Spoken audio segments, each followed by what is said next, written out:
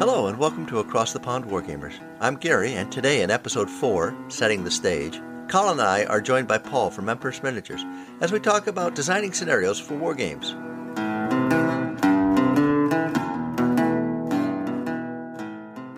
Well, hello everybody, and welcome to today's episode of Across the Pond Wargamers. Today, the subject is going to be setting the stage. What goes into designing scenarios for your games? With us, we have Paul from Empress Miniatures as our guest. Paul, say hi. Hi, I'm Paul. What we're going to do is, Paul, as we start, as I mentioned, I'm going to ask you to kind of give a description of yourself, give us a little bit about who you are and what the interests are in the hobby, and then how you got started in the hobby, and tell us a little bit about Empress Miniatures. Well, first of all, thank you very much for inviting me on behalf of Empress Miniatures on. I feel incredibly honoured. But I've been wargaming since, wow, there's a question. Got to be late 60s, I suppose. It's one of those things is, when do you stop playing with toy soldiers and then start wargaming? I don't remember a big gap. I remember my parents thinking I was a bit strange, but nonetheless, a very long time. Empress Miniatures started approaching 13 years ago, following regular meetings with Wargames partner, a chap by the name of Keith. We were trying to do Vietnam and couldn't find a range of figures that we wanted to use or a set of rules that we wanted to use. And we scratched our head, and this went on discussion for quite some time. And then my wife, Christine, sort of came into the room, listened to some of this and said, why don't you just get the figures sculpted? So we explained, well, yeah, that's easier said than done. And lo and behold, that's where Empress started. So we decided to have a look at it. We got a sculptor lined up at that point. We then developed it, moved on, set a company up, and like all good war gamers with butterfly minds, we did the Zulu War. And we, nearly 13 years later, have just got back to where we started and started arranging for Vietnam War.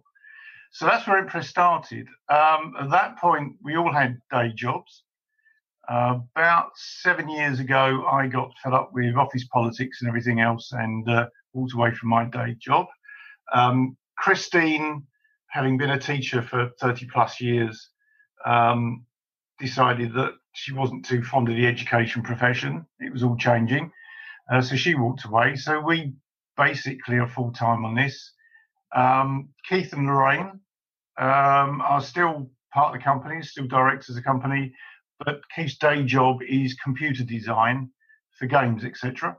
Okay. And he is currently living and working with his family in Germany and designing games there, but very much involved behind the scenes, chatting, because we're always very good at going over ideas, bouncing ideas off of each other, etc. But on a day-to-day basis, it's Kristen and myself who are pushing Empress along. Okay. Well, I remember a few years back, I was over in England on a business trip and driving madly between London and the Midlands. I swung over to your shop, your place of business. I really can't call it a shop, to pick up some wonderful moderns, some great-looking moderns. Really like them. And was impressed by your table. You had a nice table set up. Colin, it was an envious table, just to let you know. So with that, I mean, what are your interests in the hobby? What areas do you like to game apart from Empress Miniatures when you, Paul, the wargamer, are gaming? Predominantly any period where there's, I suppose, gunpowder involved. Which is not something I've ever thought about up until recently. And you may notice Empress ranges are all gunpowder based. But my two big passions, I suppose, really, when I first started, well, three really, were World War II. Oh, that's one of ours, yeah. It sits on my desk in place of honor right in front of my screen. But go ahead, I'm sorry to interrupt. World War II in 20 millimeter. Napoleonics, which I used to do in 20 millimeters and sold it, wow, about 20 years ago and reinvested in 15 millimeter. An English Civil War, 28 millimeter.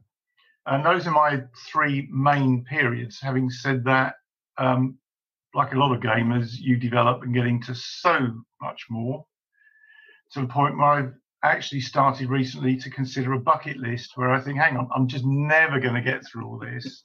And I'm reading all these books and going, wow, look at this. And thinking, no, that's not really going to happen. So I'm having to sort of be a bit more sensible in what I get involved in.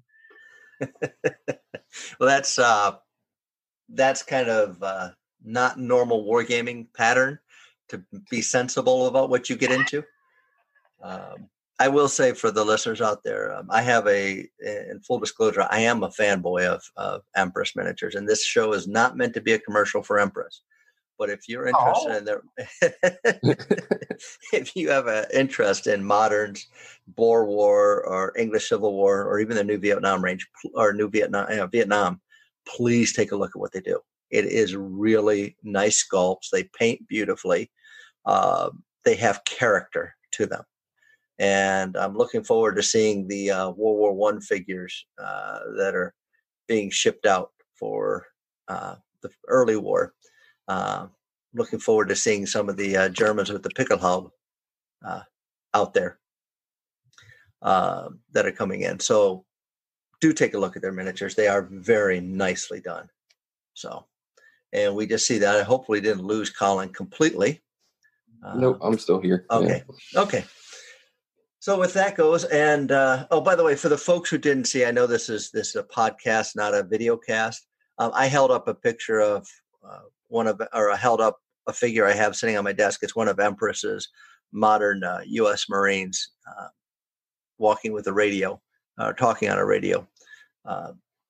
Nice sculpt. So that's what that interruption was. So with that, prior to the show, I was instructed not to ask Colin what's new and shiny or what he's been working on because of his day job interfering. So we'll forgive him for that this time. Y'all can shame me later. We will. For myself, I'll start off. I actually painted last weekend. Got some figures painted, some 6 millimeter Napoleonic Swedes, or they're being painted as Swedes. For our Leipzig game that we've been working on putting together. I've also started getting ready for a chain of command game via Portal that we're planning on doing. So that'll be fun. And then new and shiny, as far as the new things out there I've seen. I've already mentioned previously the Vietnam range by Empress, so I'm not going to repeat that. But I did stumble across their World War I early war, which I was not aware of previously, and those look good as well. Been looking at reading through. Somebody sent me an outline of just kind of their notes about Victory at Sea by Warlord Games. I cannot get my head around those ships on those resin bases. I don't like the look at that. But based upon that person's outline, it may be a nice set of rules to get people back into naval wargaming. I'm not getting rid of my collection of 2400 scale Panzerschiff for it, but I might pick up those rules. Other than that, new and shiny. The other thing I do want to mention on new and shiny, Paul, on Empress Miniatures, your NHS charity nurse. They've done a sculpt of a World War II British nurse for, and the money and the funds are going to the NHS. Is that correct? Yeah, it was. It's been done by one of our sculptors, Paul Hicks. Oh, yeah. He did it, and we're selling it on his behalf and putting the majority of the money. We're doing some cost cover, although we're paying for the molds, etc. Of course. And we're putting the money to the National Health Service in the UK because of the current COVID virus, just to give them a helping hand, and hopefully it will go to, in all honesty, nurses. The design story is quite strange. My understanding is that Paul was looking to do something, talking to a friend who saying that he was thinking of doing a nurse, combat nurse from World War II. and he had a photograph and sent the photograph to the friends, who turned around and said, "That's my grandmother." Oh, really? Yeah, completely out of nowhere. And the grandmother, Canadian military in Normandy, I believe it is. The photograph's been taken, and the photograph is a fantastic likeness of the actual picture. We put the picture on the site so you can compare. I'll have to look at that. And it's not just a charity figure. It does work for people doing World War II, etc. So it has a use. Right. Okay. Well, no, it's again, this kind of, I'm going to use this as a bit of a jumping point. Well, let me come back to that for a second. I'm going to use it as a jumping point. But Paul, anything new and shiny that you've seen out there in the industry that you're interested in? Yeah, but I can't mention Empress. That'd be wrong with me. At the moment, this sounds terrible, but no, not really, because we've just been so busy. And one of the things that's happened with obviously lockdown, certainly in the UK, is manufacturing plants, etc., just shut. Right. So we had a 2-month period approximately of nothing happening, except sculptors of vehicles, figures, etc., were merrily carrying on as normal. So I had the biggest pile of stuff to gradually fight my way through and get manufactured. And manufacturing is now back online, so we are gradually pushing it through. So I really had my head down looking at what we're doing, and I haven't really looked around. But at the moment, a lot of what I'm doing is spending a lot of money on research books and things for different periods. Okay. Well, I know I just got my, I was talking to somebody else over here stateside who was talking about they're starting to be able to get their production back up and running because they've been on shutdown as well. So I think this is we're going to see some very interesting things coming out of the woodwork here in the next 6 months, I think, with suppliers, with manufacturers. So I think it's going to be fun to see, see what happens there. And I have, and as far as news, I have received my recent copy of Wargame Soldiers and Strategies, but it is still wrapped in plastic, and I have not read it yet. And I'm sure there's something new and shiny in that one. So work's been crazy. But I want to link on to use the thing about the nurse, using a figure like that in a game into our topic. It's going to be kind of a stretch of a morph, but our topic, scenario design. And we want to talk about, what makes a good scenario, and how do you translate histories into scenarios? How do you do that? And kind of carry on from there. But to me, one of the things I like to see in a scenario that brings us to a good scenario is a story. And the figures can help tell that story or relate to that story in some way. They help set the stage, so to speak. So that nurse figure, I've already got it in my head, a scenario, just by looking at that one figure to come up with how to make that into a story.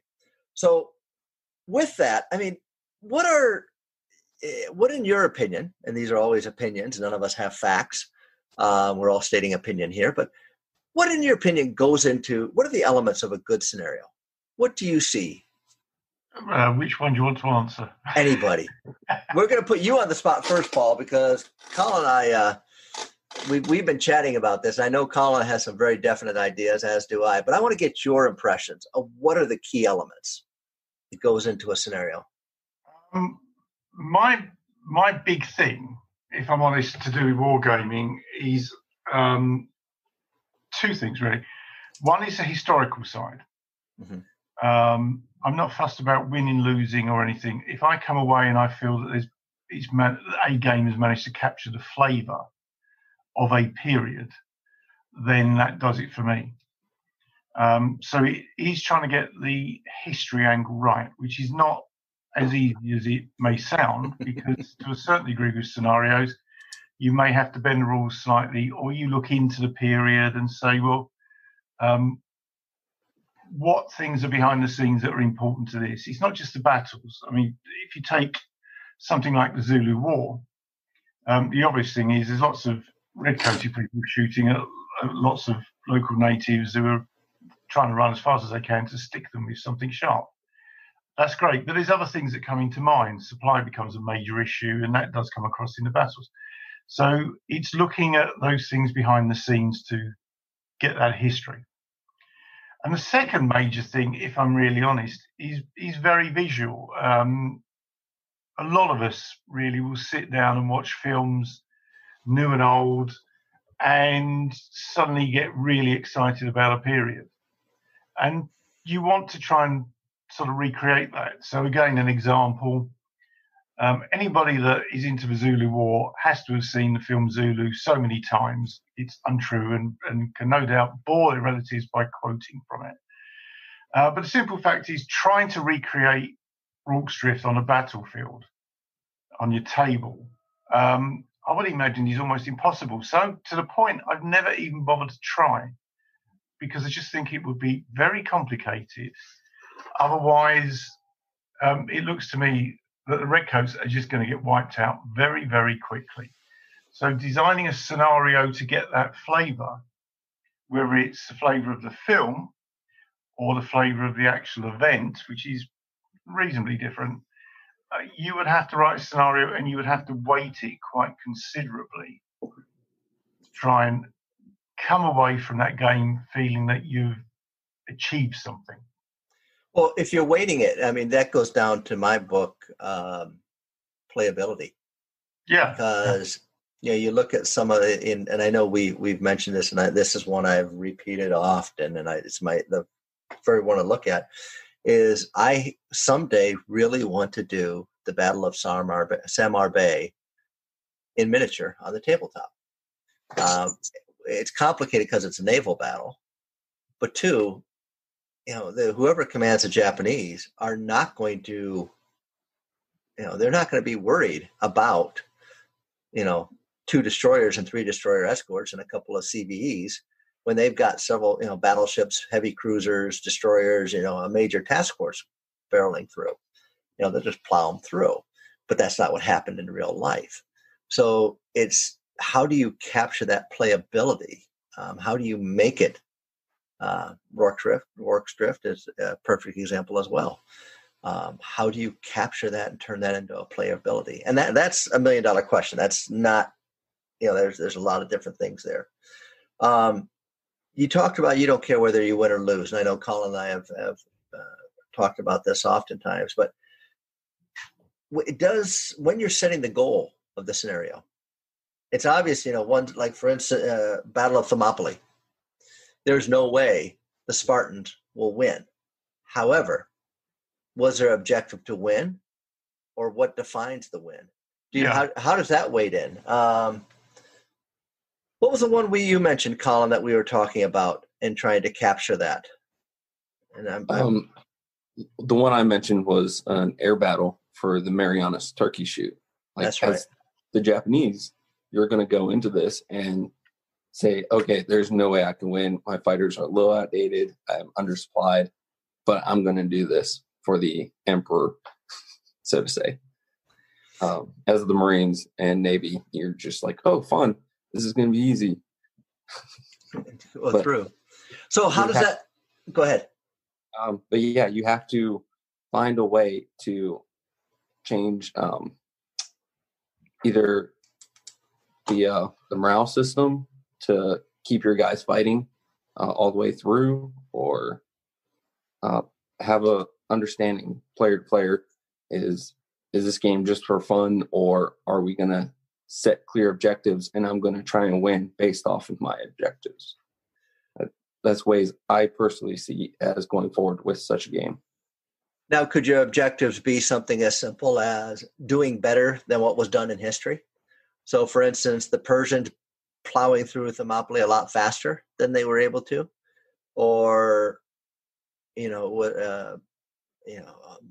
holding out, holding Arnhem Bridge long enough against the Germans so the 30 Corps can break through. If you're able to hold long, I mean, these are the type of things. And so, how does that measure into your objectives? How does that measure into a scenario on that? So, or do you try and give both sides 2 completely different objectives to achieve? So if you look at Johnny Frost on Arnhem Bridge, his main job is to block that bridge and hold it, or as much of it as he can. Whereas the Germans, what's their objective? To get across the bridge to reinforce other German forces, or to recapture the bridge, or to hold Frost down, or to destroy them as quickly as they can. You start to look at it, you start to look at the history, and to me that's the only way you can do any of these scenarios, is to look at the history and say what's behind the scenes, what can you get out of the story that will help you try and come up with perhaps something different other than, well, I've shot more of your people than you've shot of mine. True. Now, we talk about history. What happens if we do hypotheticals? How do we then, because I know one of the, we recently did a game down at my local hobby shop, and I say recently, last fall, did a game where Russian forces, I did a series of games, but in the last game, Russian forces had broken through in Lithuania. Actually, no, we set the battle in Poland, northern Poland, broke through and had broken into U.S. Marine artillery lines where they had their M777 set up and the gun positions. And the Marines' objective was to get the guns, to save the guns and get them out of there. And the Russians' objective was to cut off any movement out. So that's what we did in that case. But completely lopsided battle. The Marines didn't stand a chance on that one. But in designing that scenario, while it was a fun scenario and people enjoyed it, I realized I designed it incorrectly because the Marines did not have a chance on there. So how do you determine what would be a significant objective for a player? Even if they lose the battle as it stood in history, they could still count it as, hey, I played well and I got a respectable result, etc. Bit of an oddball question, but yeah. But again, I'd revert back to the old crutch of history. Thinking off the top of my head, an example: if you were trying to recreate Dunkirk, which is a lost battle, yeah, let's be honest, it's great in British history, but it's a disaster zone. Mm-hmm.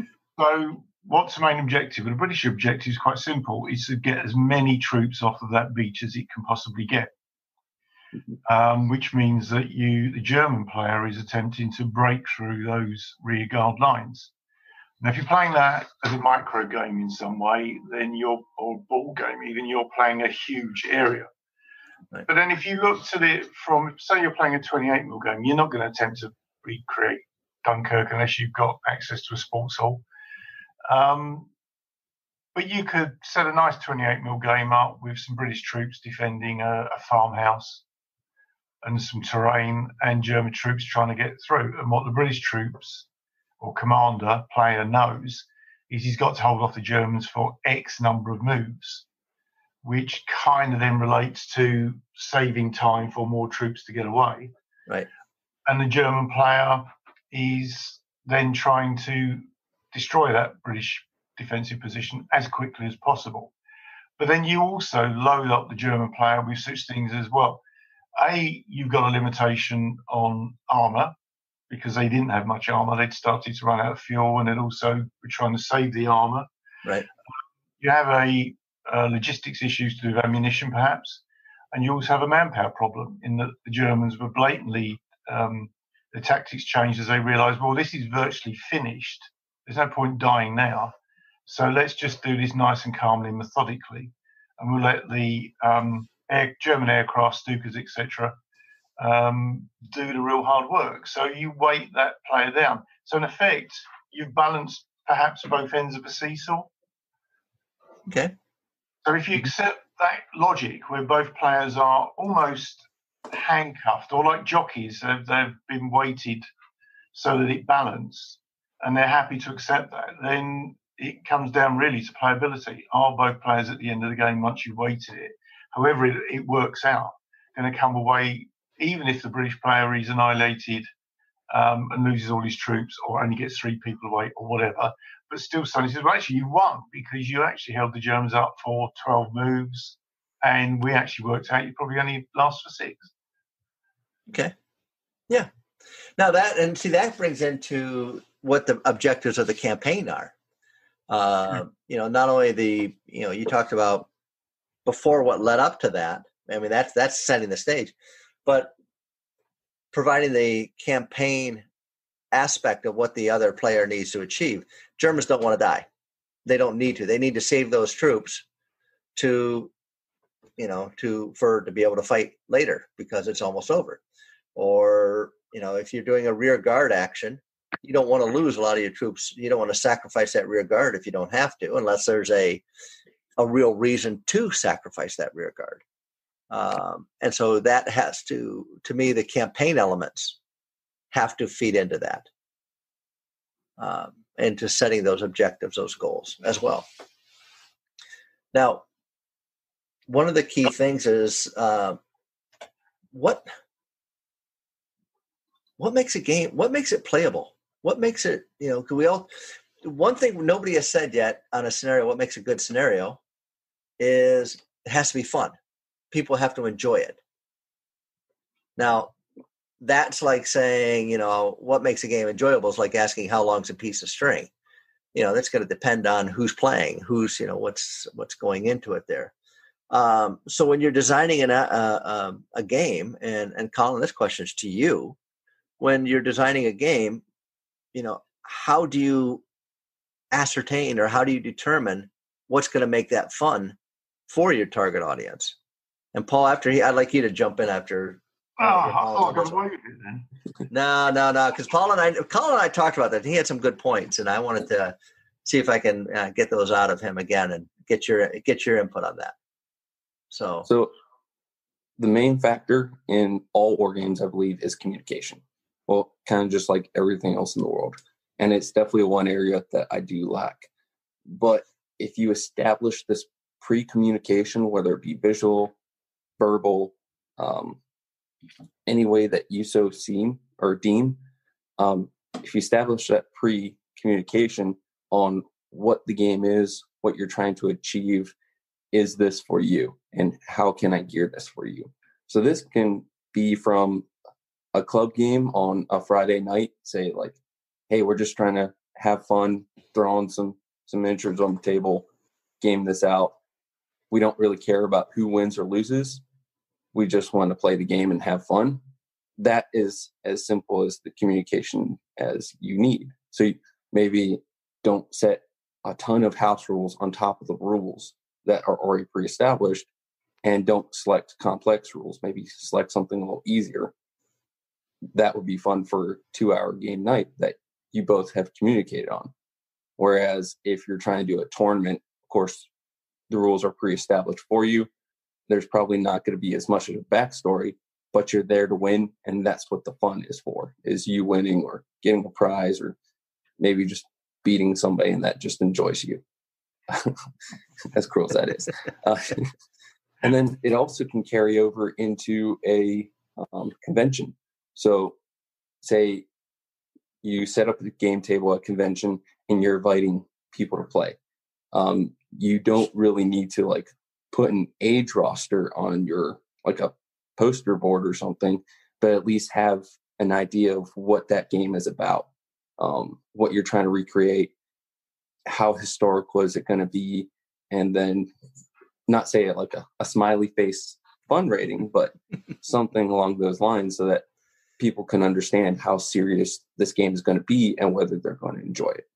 And I really believe that can impact a lot in the game, because if you walk into the club and there's only one game open at the night and it's a simulation, but you're just there to have fun, you might not be as into it as somebody who wants that simulation and be in the eyes of the commander and be on the ground level, as to say. So target your game to the audience. Yes, exactly.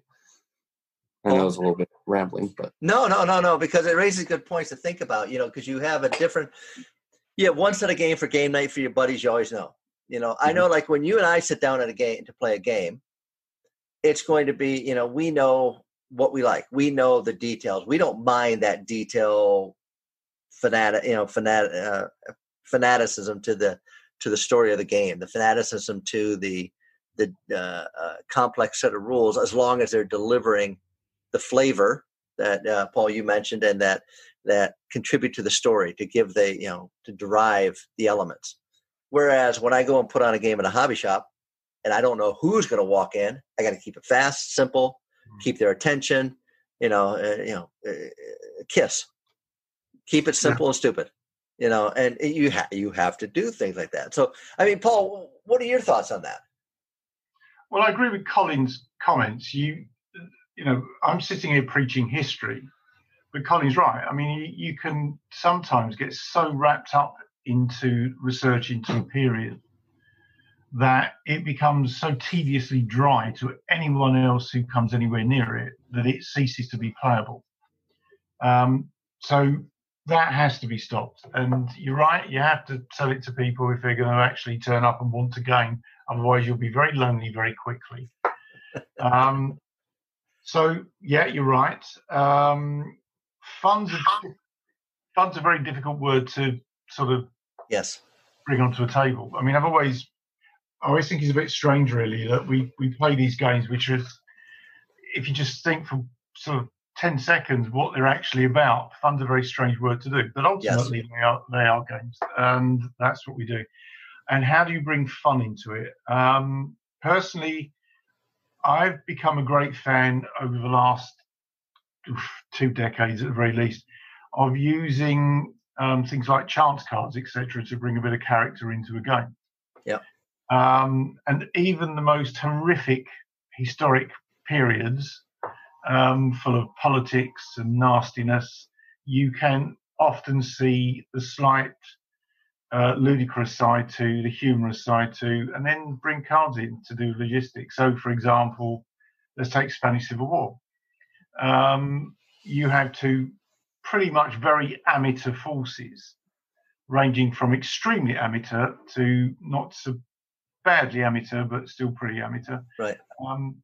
Colliding into each other with second-rate equipment a lot of the time, armor cars that were bolted together in someone's garage. So it's ready-made to start to look at that and flip over the stones and identify things that are obviously going to go wrong, such as armor cars breaking down a lot, ammunition running out a lot. Mm-hmm. And then you start to look at the horrific politics behind it and how it was pretty grim. And again, you can start to see perhaps elements of satire. So you can put cards in with management issues, or suddenly one Republican force will not support another Republican force because one's communist and one's not so communist, right, etc. So you can start to bring those elements in, and suddenly that brings what I'm a great fan of is management problems within games, in that there are a lot of levels in games beyond the just shooting at each other, right, which is dealing with this management problem. I mentioned, I think I mentioned a water supply in the Zulu War. It's going to be a major issue. It was in the Sudan. So suddenly you bring a problem where you flip a card over and the British player's got a problem because suddenly his troops are also beginning to drop down with thirst. He's got to water them. So in the middle of worrying where the fuzzy was, is all the Zulus are running around and what's going to happen.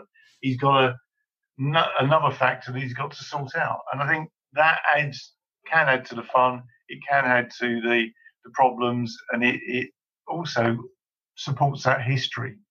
Right. Very good. Yeah, that's a very good point. And that goes into, command and control within a scenario. There's a couple of things around that. There's some games that have no issues around command and control. I go, you go, and I'm going to go back to, and I please any Warhammer 40K player, this is not a slam on the people who play the game at all, but Warhammer 40K is, I've got my side, you got your side, I make my moves, you make your moves, and everybody knows you're going to be able to move everybody. There's no question. And they all know they're going to move exactly where you want them to move. Unless they still have those, what were they, orc something bikes that would go crazy. I don't remember. This was 20 years ago. Last time I picked up a Warhammer thing, and that was for one of my other kids.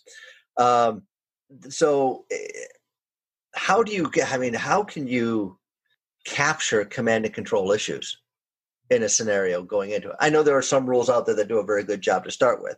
Personally, I think the Too Fat Lardy rules do a good job. I think Force on Force modern rules do a good job of it. I think Blucher does a good job of it with the hidden dice, movement order dice, things like that capture some of the flavor of the command and control issues. But how do you write that into a scenario for something that's unique or a unique situation? How do you capture that? I mean, cards is a good idea. With that, how do you? I mean, what are some other ways you can capture that into a scenario going into it? Well, there's a few ways that quite a few rules have done this. I believe there are so many rules out there currently that most of the ways that you can do this have already been developed. And if there are new ways and you can create those new ways, you're probably going to sell a good set of rules. But some are utilized via dice and charts. Others are utilized via the card system. And there's even some like the 2-hour war games rules where they have the level of character. Like say this character is level 6. He's going to go before a level 1 character because he's more experienced. He has better reaction. He's more talented. And then there's even the, kind of drawing blank. There's even the rules that have a base setting for the units that you're playing. So this unit will always react to these units because this is the type of force that they were. So unit characteristics can impact that. Mm-hmm. Okay. You can also, again, going back to history, I sound so boring, keep saying this. But no, because we're first of all, there's fantasy gaming, and we've done it, but I am mostly a historical wargamer. So the history part of it is great, and when we talk about the history of it, you can apply the history of it if you're doing, like, let's say we're doing Lord of the Rings, gaming Lord of the Rings. You can take the Lord of the Rings books and treat them as history for that period. So yeah, it's fantasy, but there's a history behind it. There's a story, the main piece. So keep talking about history. That's good. Well, I was going to say, I ran a game, 10 to 15 years ago, and it was Asper Nestle. And it's plainly clear from Asper Nestle where you've got Napoleon trying to get across the river, and you have huge Austrian forces, and the French army's only as big as what can get across the river over a given time, which is a huge bottleneck. Right. But the one thing that saves Napoleon, apart from his brilliance, is the fact that the Austrians don't coordinate very well. So, having looked at this game and decided we were going to put this huge mega 15 game on, it was, okay, this could end in 3 moves if the Austrians just take 3 steps forward. And what I did was worked out how many of their major corps commanders there were in the Austrian army, and then produced a set of cards for every one. And then on a quiet roll of dice behind the scenes, only issued as many cards to the senior commander as I'd rolled on the dice, which was always going to come up less than the commanders. And it meant he had to seriously think about what he moved at any given time, because he was limited on coordination. That's a good way to do it. Go ahead. It did work, but it's what I'm getting as an example of that is you're going back to the thing is look at, again, if it's a historic scenario, look at the background. What's the story behind it? There's always going to be a story behind it. There are very few, as sad as it may seem, there are very few leaders that get up to senior military command rank who don't have some ability in some way, shape or form, despite what negative stories you get about them. So invariably, if you look at behind the scenes at some of them, you suddenly discover, apart from the fact they didn't have a very good day, is that there might be something that you're not quite aware of that's limiting their decisions. Right. Or they're making decisions based on something that they're aware of and the enemy might not be aware of. once you start digging on Waterloo, all sorts of other stories can come into play. Oh yeah, that's a really good one. To what shaped that, because that's one that could have gone another way very quickly, very quickly. But yeah, you look at I was just thinking, because I just read something the other day on another period.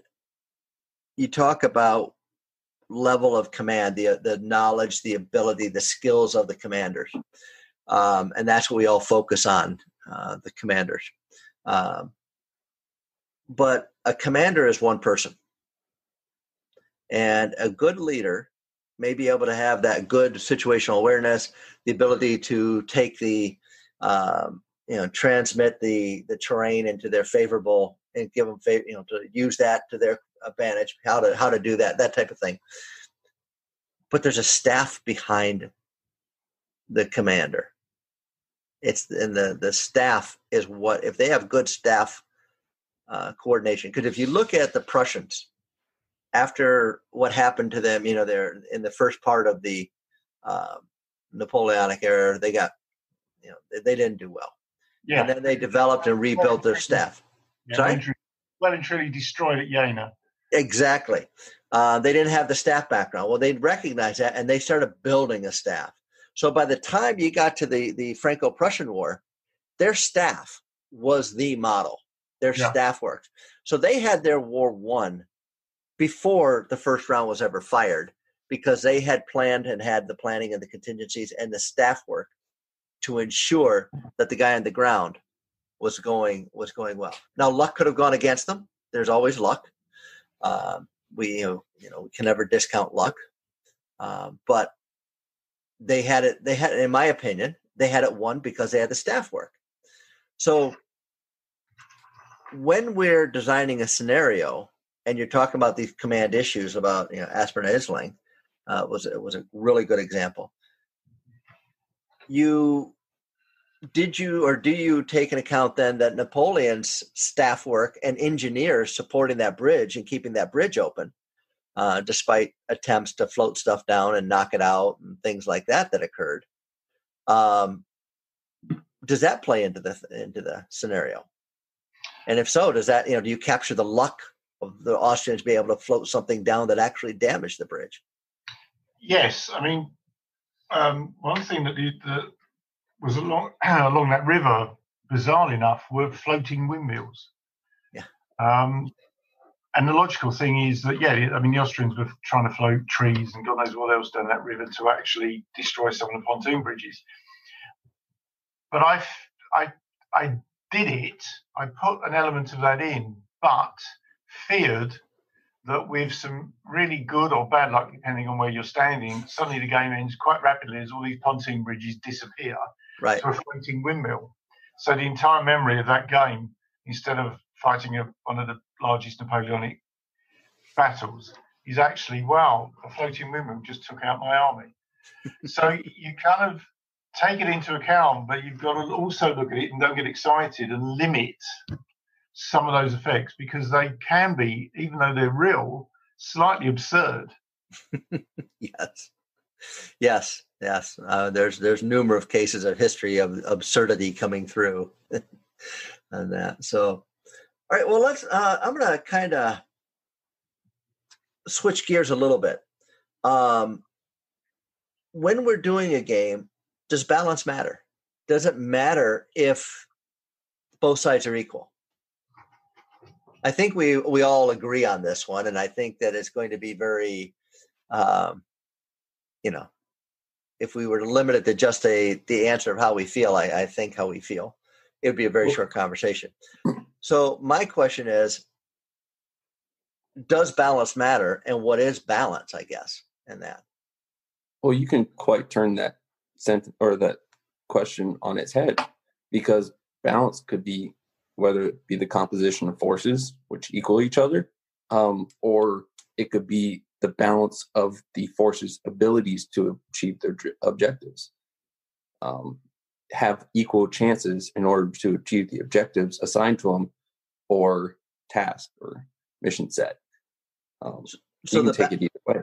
So the balance comes in the objective as opposed to in the forces. Well, it can be both, arguably. I believe that's part of that communication piece, where you want to set pre-hand if you want to have just a slugging match, or you want to have the mission set. Identifying again target audience and what they want. I determine. So I actually do believe the question is yes. You do need some sort of balance to achieve a fun, equal game. Kind of.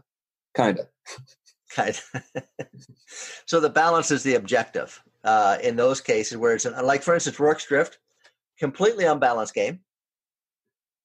But if they can hold out for X number of turns or wear down the Zulus, I mean, I saw one person do that game where the British were given points that were called, they called them respect points. And the more damage they were able to inflict on the Zulus, their respect points went up. And the Zulu player would roll against those respect points. And the minute the respect points came higher than the roll, and there was like a 1 to 100, and they were rolling percentage dice, whatever. And they had somebody, once they got past a certain part, they started to roll. The Zulus then decided, hey, respect. You guys have held out. You're brave. We salute you. Have fun. We're going to lick our wounds and go away. That type of thing, which made it interesting because they didn't know how long they had to hold out. But it gave a sense of balance to the game that, in my opinion, because the objective was not strict,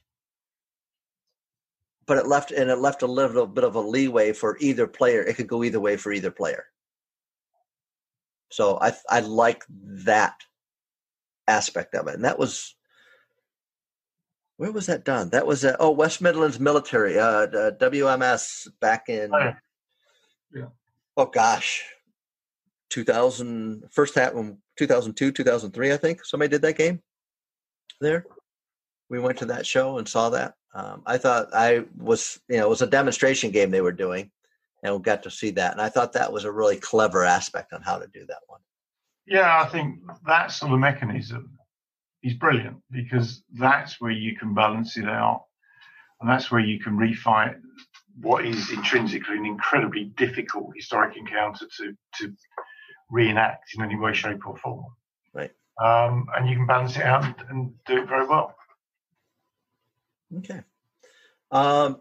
What source material? Where do we get our source material from? I'm just out of curiosity. I know, mine is, my source material for scenarios is anywhere from Bernard Cornwell's Sharp Practice or Sharp series for doing a Sharp practice game, to reading historical fiction to come up with fiction games, but also various historical books and getting that. But where else can we get ideas for scenarios and get our sources for scenarios? Well, apart from the obvious historic one, I mean, going back to something I mentioned earlier, is good old Hollywood films or whatever.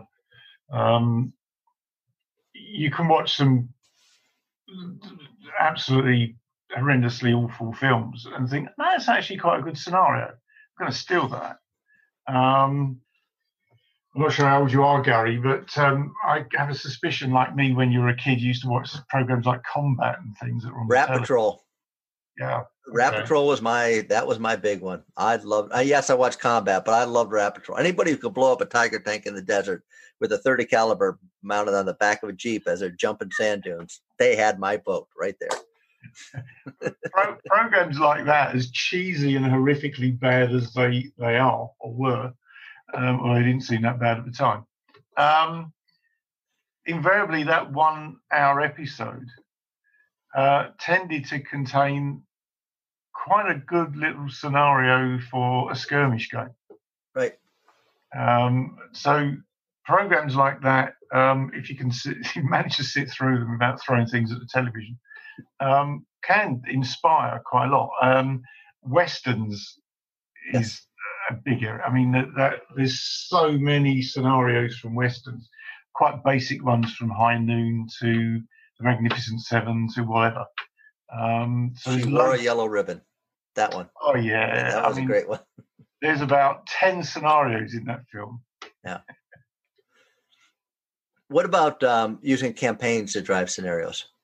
Doing a campaign games to drive scenarios. How do we translate that into an effective game on the table? Or can we? I think scenarios is a fantastic one to get to. Again, read something, look at a scenario. Let's be honest, the invasion of Russia in 1812, both invading in and running out the back door a few months later. There's so many scenarios once you start to read that you can get in and get involved in.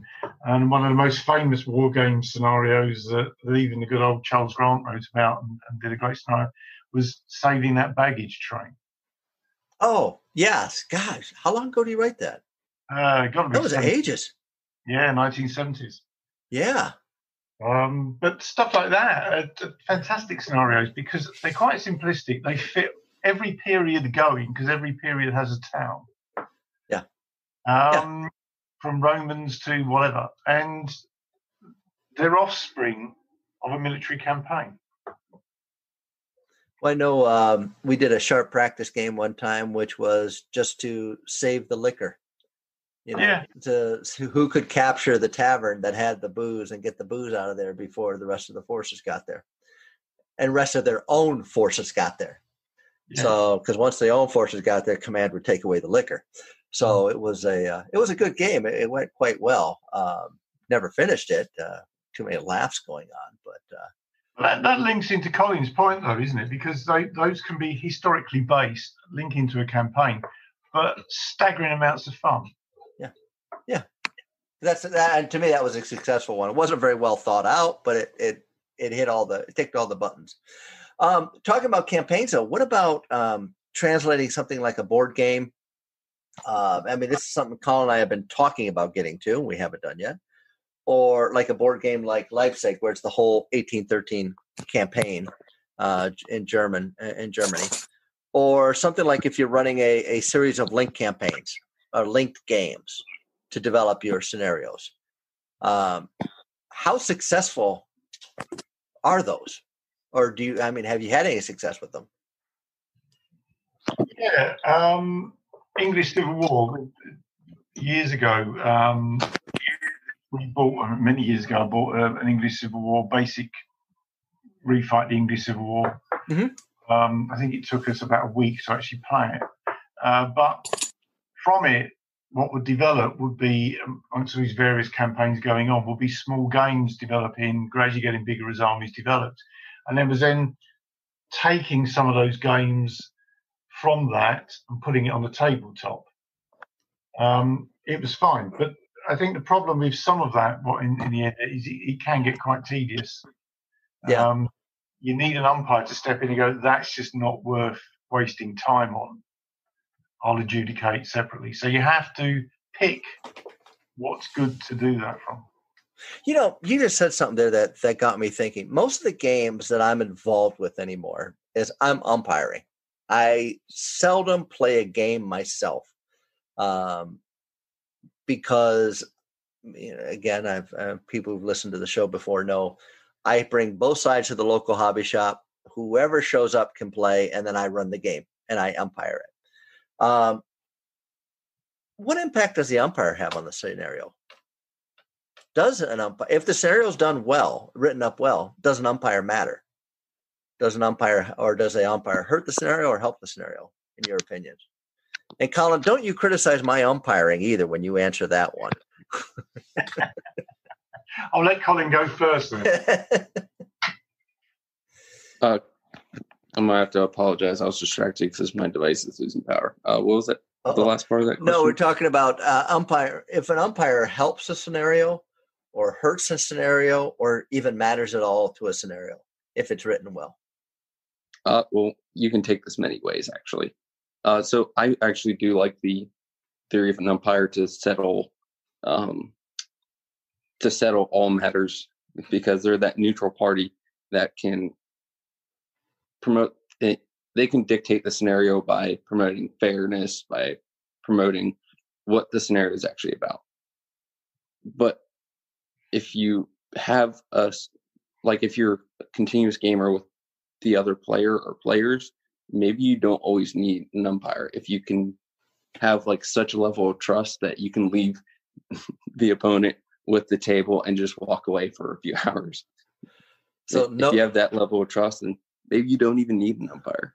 So no moving, so no cannons mounted in church towers moving a few inches?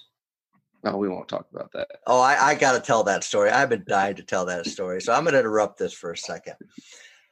Colin and I used to belong, when we lived over in the United Kingdom, we used to belong to a different wargaming club. And there were two members of the club who would always game each other, or either when they're on the same side, they would argue. And when they're on opposite sides, they would really argue. Okay. And I'm not going to mention any names or anything like that. But there was one game where they did a scenario. It was, I think, French versus, I don't know. I think it was Russians. I don't know. It was Napoleonic. And the French player decided that since he could deploy anywhere he wanted on this one side of the board, he was going to put one of his artillery pieces in a church tower. And they argued that for a while before they started the game, with the Russian player saying, yes, go ahead, finally giving in, because for whatever reason, just to get the game going. Well, the Russian player moved his figures up so they were exactly 1 inch out of range of that artillery piece and didn't move. Nobody moved. Then finally, somebody said, we need a coffee break. And so everybody went to go grab coffee. And when they came back, it was the French player's turn. He measured, and suddenly that church tower was within range of the Russian troops, miraculously. I don't think that game ever finished because the argument got quite heated between those two players. So, but I'm not going to mention any names, but to me, that was a legend in needing an umpire on that game. But I'm sorry, I digress. Paul, what do you think on umpires in the games for these helping a scenario or hurting? If you can find someone to umpire in any game, I think it's useful. But there are some games that you really just have to play with an umpire, and you can actually say sometimes the umpire perhaps can be the enemy. So certainly with things like insurgent forces, Taliban, etc., having them perhaps umpire controlled, and all the other players are playing allied forces against them, where they're not knowing what's going on. I mean, works quite well for things like Vietnam. Right. That can work exceptionally well because it does sort of add hand of God to the situation. It also ups the stress level because ultimately all the players are on one side except the umpire, who is simply, having planned it all out, done it properly, turning over a card or saying, well, you've just stepped on a mine. So it does add a lot of tension to a game and works quite well. And the umpire, although perhaps this isn't quite true, but the umpire is not doing it because they're trying to win. But that's not quite true because the umpire might be doing it to prove how clever they are. In that case, they hurt the game. But yes. You have to do it with the right sort of attitude in mind. But umpires in those sort of games, I think, work exceptionally well. Okay. But ultimately with umpires, what I would always say to stop your example is only play games with people that are of the same mental attitude and play for the fun. Yeah. True. I agree. And, the two players involved in that game, I would play with either one of them, with him and I. But it's when those two, the dynamic between those two individuals, if I mention what that dynamic was, it'll give it away on who. Well, no, hell, I'll say it. They were brothers. So they were brothers. So that was. So anybody who listens to this from my whole wargaming club will know exactly who I gave away, and I'll probably be there's a whole lifetime. Yeah, there's a whole lifetime of baggage wrapped up in that one, no doubt. Yeah, but it was funny. I have to laugh at that one. But you said something that I want to bring up, and I'm going to highlight, and I'll put it in the show notes on this one, because Colin, earlier you mentioned 2-hour war games, and I completely forgot about them. they have a set of rules going back to Vietnam.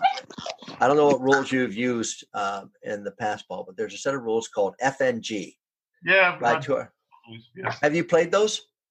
I've not played them, but I've got them, and they're extremely good, very clever, very well thought out. I like the cooperative gaming aspect that you can play for Vietnam on those. Yeah. Now they work very well for patrol games. So that's they're for patrol. I think they can't be beat for giving that that type of flavor. For assaulting a fire base, I wouldn't go with them. They're not. They're not. But for a patrol game, they're great, especially if you're a solo gamer. They've also got a very good sort of campaign setup where your troops gradually learn what's going on, etc., and go through different changes. Right. Which again can add to a scenario, because it means that when you come to the table and you've been playing these campaign rules, your force turns up already with a background to it, a character to it. Yeah, a good point. So that feeds into there. All right. Is there anything else? I'm watching time and I'm watching my notes here. Is there anything else we want to talk about or mention on scenarios? Maybe kind of circling back to finding where you get your sources for the scenarios. So one inspiration for me that's been absolutely fantastic is going to the actual battle sites or scenes or locations. So like going to the Civil War battle sites here in the United States, Little Bighorn, they definitely inspire me. You see the local terrain, you see what it looks like now, if it actually does look like what it did back then, and you kind of see the complexity or the simplicity of the area, and maybe you might get a hint of why this played out the way it did, especially at the Little Bighorn, because the rolling hills that they definitely had to defeat and get through, which hid such great movement that it's very easy to see why there was a lack in communication.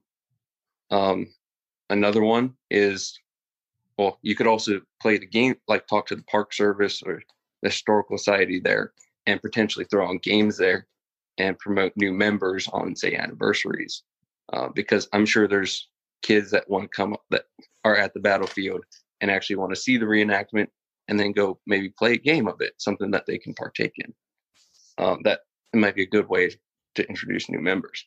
Another way is through documentaries.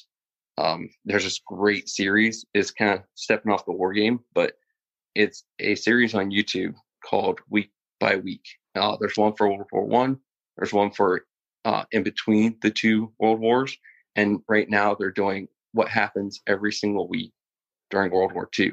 And they just finished up Crete, and they're starting to move into some of the attacks into Rook. And they're very detailed series. It's called World War II, and I believe it's called, or the host is the Time Ghost Army. Don't quote me on that. But they do have such in-depth information on obscure battles.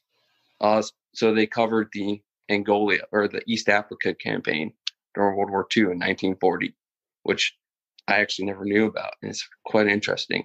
I think it was the fastest retreat during the war was by the Italians, of course. Ooh, ow. Yeah. Sorry, Italy, but you guys didn't hold up to par on World War II. Sorry to say. Ouch. But that was week by week, you said? Can you do me a favor when you get a chance?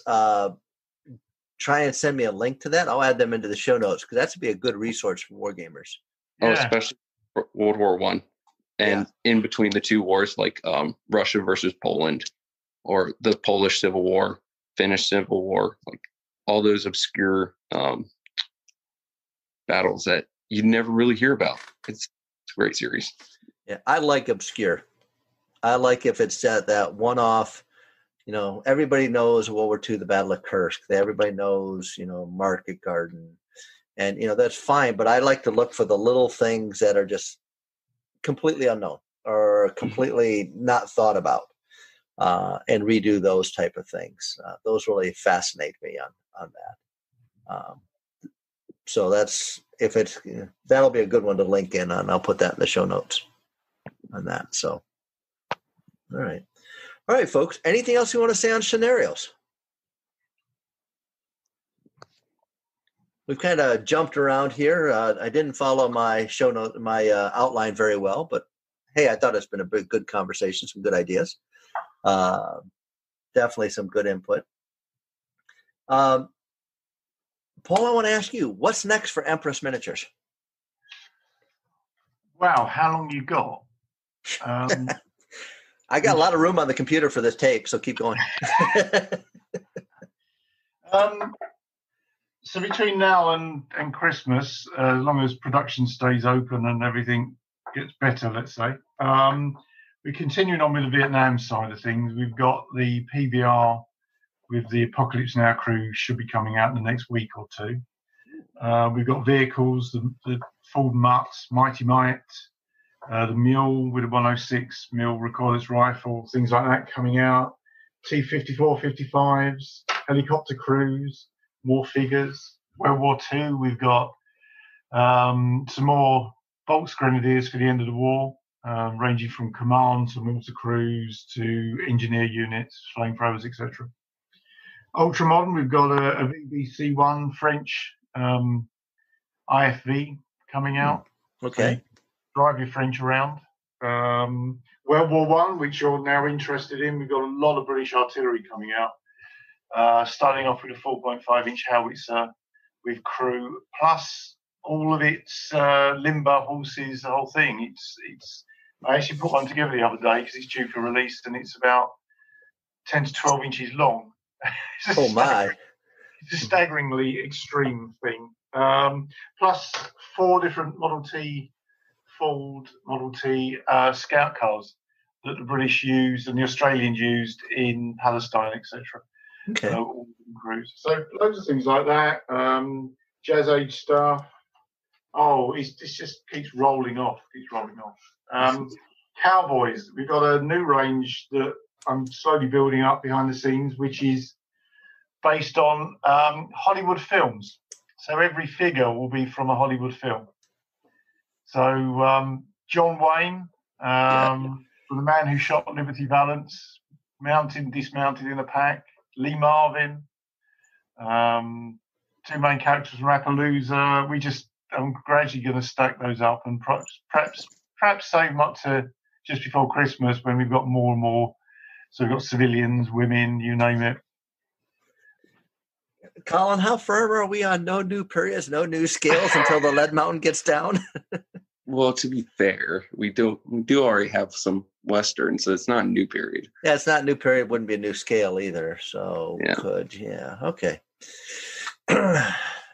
They sound good. Yeah. And if it's if it's like your other sculpts that you guys produce, yeah, okay. More dent in the wallet. Okay. All right. Yeah, I'm excited. Yeah, that'll be interesting to see. All right. Well, what I'm going to do then, folks, is I'm going to put some links up on the website and on the show notes when I put that up, when I put this out there.